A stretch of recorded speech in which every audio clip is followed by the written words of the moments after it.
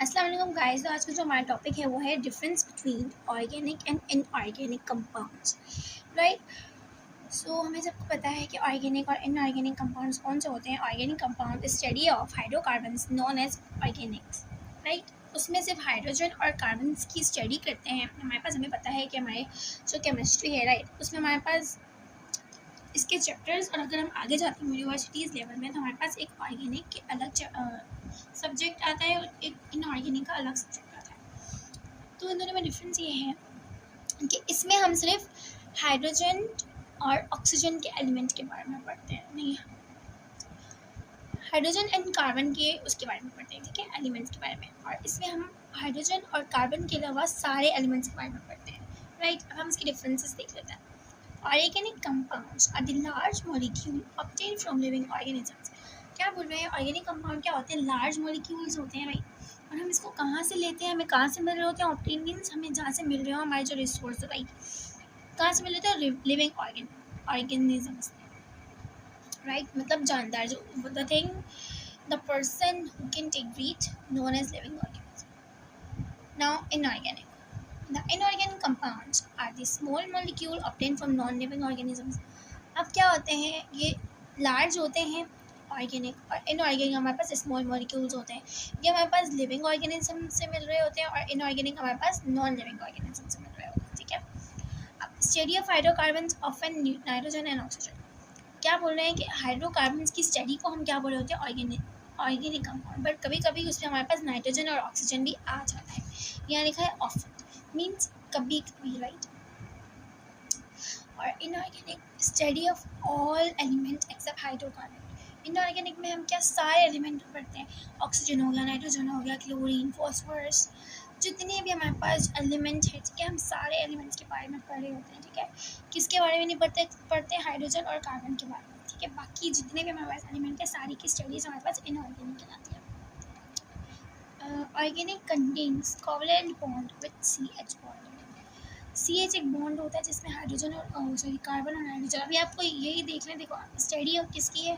Carbon और hydrogen की। तो इसमें बॉन्ड भी क्या होना चाहिए? कार्बन और हाइड्रोजन का बॉन्ड होना चाहिए विद कोवलेंट। कोवलेंट बॉन्ड हमारे पास क्या होते हैं? वो बॉन्ड शेयरिंग कर रहे होते हैं आपस में, राइट। इलेक्ट्रॉन्स को शेयर जो करते हैं वो हमारे पास कोवलेंट बॉन्ड कहलाता है। Contain ionic bond with lacking of CH bond. इसमें CH बॉन्ड तो होता है बट लेकिंग मीन्स बहुत कमी होती है उसके अंदर CH बॉन्ड की। और ये आयनिक बॉन्ड हमारे पास लूजिंग और गेनिंग। एक अगर लूज़ कर रहा है तो एक गेन करेगा। तो जब हम इलेक्ट्रॉन लूज़ कर देते हैं या गेन करते हैं तो हमारे पास वो आयनिक बॉन्ड बना देते हैं। Poor conductors of heat and electricity. जो हमारे पास ऑर्गेनिक होते हैं, ठीक है, वो पुअर कंडक्टर्स होते हैं, मीन्स उसके अंदर हीट और इलेक्ट्रिसिटी कंडक्ट नहीं हो सकती है। और हमारे पास जो इनऑर्गेनिक होते हैं वो good conductors of heat and electricity. वो गुड कंडक्टर होते हैं, मीन्स हीट भी उनको लाइक उनकी वो हीट भी ऑब्जर्व कर सकते हैं और कंडक्ट कर सकते हैं, और इलेक्ट्रिसिटी भी कंडक्ट कर सकते हैं। अभी अब इसकी कुछ एग्जांपल्स देख लेते हैं। जैसे कि हमारे पास कार्बोहाइड्रेट, अब मैं आपको बताती हूँ, कार्बोहाइड्रेट, लिपिड्स, प्रोटीन, ये जो चीज़ें हैं ना, ये हमारे बॉडी के अंदर मौजूद होती हैं, ठीक है। हमारी बॉडी को इन सारी चीज़ की नीड होती है। कार्बोहाइड्रेट जो एनर्जी दे रहा होता है, लिपिड्स भी एनर्जी दे रहा होता है, और प्रोटीन जो हमारे पास बहुत नीड होता है। After water we need protein in our body in excess amount, right. तो ये जो चीज़ें हैं हमारे पास, कार्बोहाइड्रेट, लिपिड्स और प्रोटीन, ये सारी हमारे पास लिविंग ऑर्गेनिज्म हमारे अंदर होती हैं।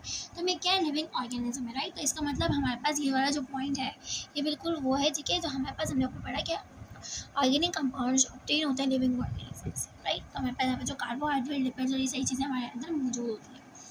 ऑयल, पेट्रोलियम, हमें सबको पता है पेट्रोलियम हमें डिस्टिलेशन का प्रोसेस जो हो रहा होता है, जब कोई भी इंसान, लिविंग ऑर्गेनिज्म जब डीकम्पोज हो जाते हैं 1000 मिलियन ईयर्स के बाद, तो वो हमारे पास, हम डिस्टिलेशन के प्रोसेस से वो हमारे पास एक ऑयल छोड़ते हैं, एक वो छोड़ते हैं, ठीक है।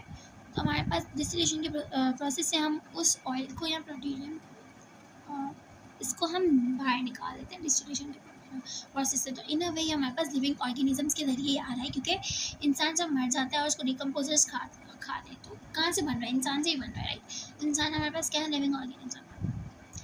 ना अभी हम इनऑर्गेनिक एग्जाम्पल देख लेते हैं। Water, carbon dioxide, carbon monoxide, oxygen, acid, basis, salt, सारी चीज़ें हमारे पास क्या है, इनऑर्गेनिक है। क्यों? क्योंकि हमारे पास ये नॉन लिविंग थिंग, मतलब ये कहीं से आ नहीं रही होती है, ये हम बनाते हैं, राइट। और हमारे पास नॉन लिविंग थिंग जैसे वाटर, नॉन लिविंग थिंग के अंदर मतलब हमें इस चीज़ की नीड होती है, लेकिन हमारे अंदर नहीं होता। कार्बन डाइऑक्साइड, हमें इस चीज़ की नीड होती है। कार्बन मोनोऑक्साइड, एसिड, बेसिस, ये जो सारी चीज़ें वो इनऑर्गेनिक है। ठीक है, तो ये था आज का हमारा टॉपिक, ऑर्गेनिक इनऑर्गेनिक। अगर आपको मेरी वीडियो पसंद आई हो तो लाइक शेयर कमेंट जरूर करें और हमारे चैनल को सब्सक्राइब करें। आज के लिए इतना ही, अल्लाह हाफिज़।